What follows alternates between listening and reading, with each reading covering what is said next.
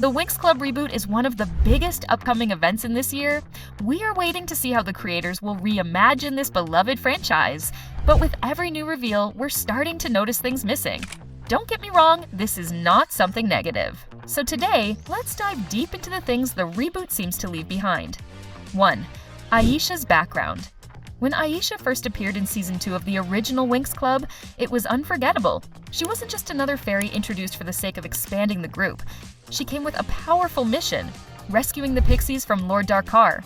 From her very first moments, she had a strong personality, determination, and a mystery around her.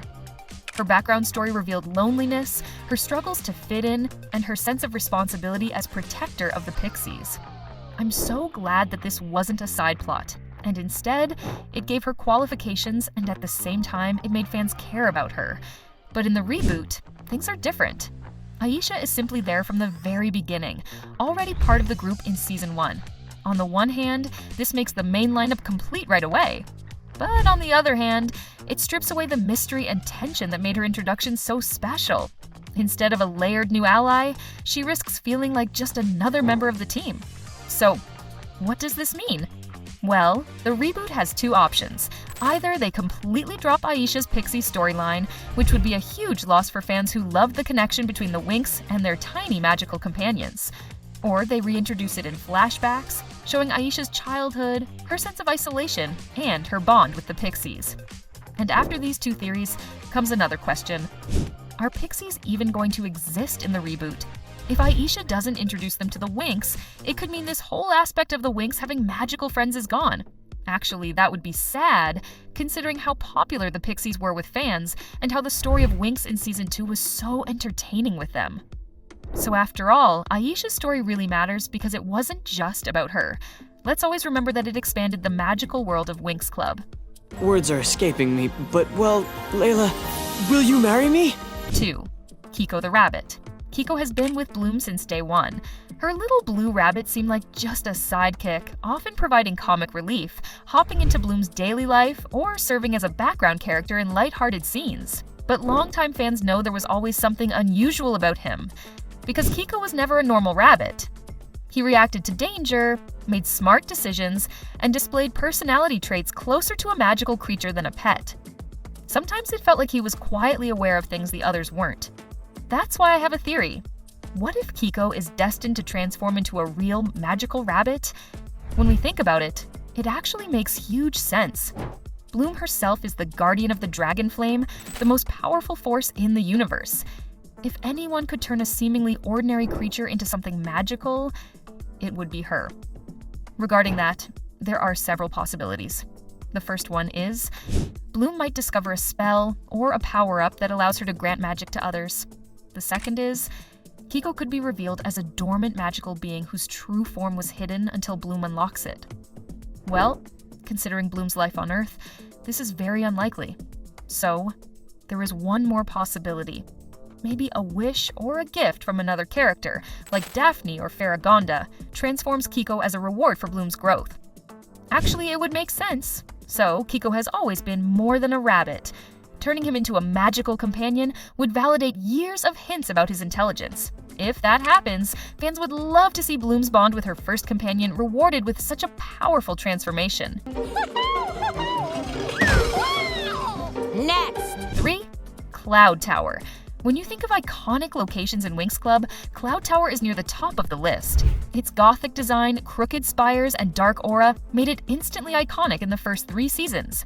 It was really interesting to see the Witch's World, the counterpart to Althea and Red Fountain. But in the reboot, Cloud Tower seems to be destroyed. At first, this might disappoint fans, but the trailers of the show explains why. The Company of Light, in their fight against the ancestral witches, may have destroyed Cloud Tower to stop its dark influence.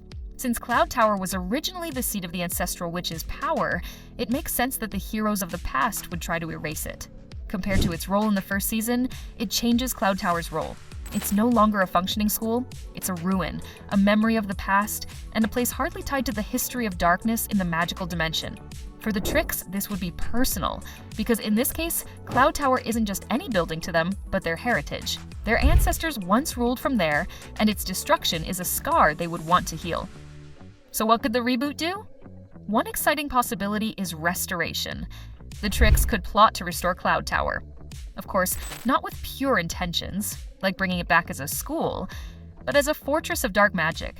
The Winx might be forced to explore its ruins in flashbacks, uncovering secrets about the Company of Light and the ancestral witches.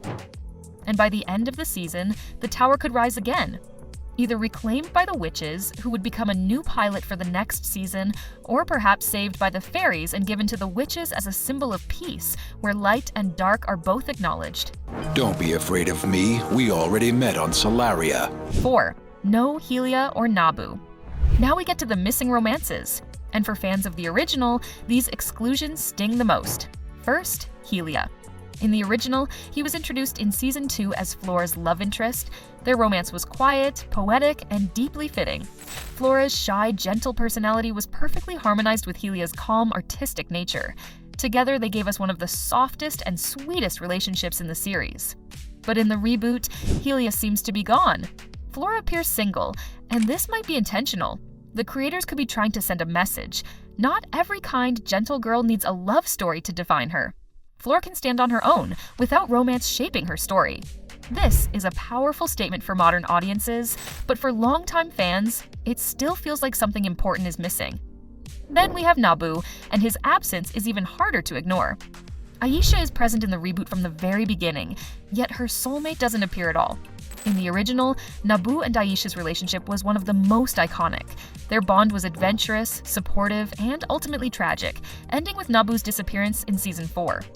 So why would the reboot bring Aisha back but exclude Nabu? It could be to simplify the story early on, but it could also be a setup. What if the creators are saving him for Season 2? Now imagine the drama of introducing Nabu later, after Aisha has already been established as independent. What do you think about that? And love signs from above. I was at that show. No way! 5. No Darkar or Baltor, instead Vexius. Finally, let's talk about villains. In the original, Lord Darkar and Baltor were two of the most iconic. Darkar gave us the unforgettable Dark Bloom storyline, showing Bloom corrupted by darkness. Baltor, on the other hand, was charismatic, manipulative, and a natural leader, commanding the Tricks with authority. But in the reboot, both seem to be gone. Instead, we have Vexius, a brand new villain who seems to combine traits of both. From Darkar, he inherits the ability to influence Bloom with his dark flame.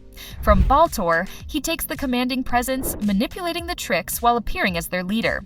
This merging of villains is interesting, but it also changes the dynamic. In the original, the Tricks often served as pawns to a larger male villain, eventually realizing they'd been deceived. But in the reboot, that's no longer the case. The Tricks are independent now. They have their own plans, their own ambitions, and they aren't blindly following Vexius. This makes the story less predictable. Instead of a straightforward villain of the season, we might see a complex chain of betrayals. Vexius may think he's in control, but the Tricks could easily turn on him, using him as much as he uses them. The Winx Club reboot is clearly reimagining the story in bold ways. Some of these changes could simplify the story for new audiences, while others could be intentional setups for dramatic reveals in later seasons. Either way, one thing is clear: fans will be watching closely, ready to celebrate the surprises and critique what's missing. The video ends here. Thanks for watching. If you enjoyed it, please don't forget to subscribe, like, and comment what you think about Reboot. See you in the next one.